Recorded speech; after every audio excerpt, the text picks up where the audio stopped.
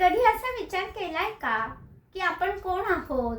आपल्या अवतीभोवती असलेलं जग हे खरं आहे की भास आहे?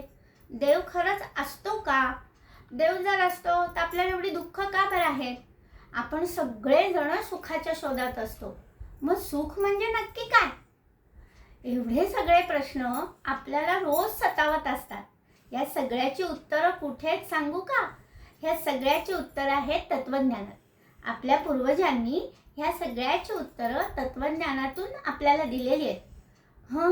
तत्वज्ञान म्हणजे काहीतरी भयंकर नाही. आपलं रोजचं जगणं म्हणजेच तत्वज्ञान. ज्याचं त्याचं जगणं हेच त्याचं तत्वज्ञान. नमस्कार, मी अनुजा उमराणी आणि तत्वज्ञान विषयात माझं MA झालेलं आहे. ह्या विषयातूनच आपण हळूहळू एका प्रश्नांची उत्तरं खूप छान संवादातून हसत हसत मिळवण्याचा प्रयत्न करूया. नमस्कार.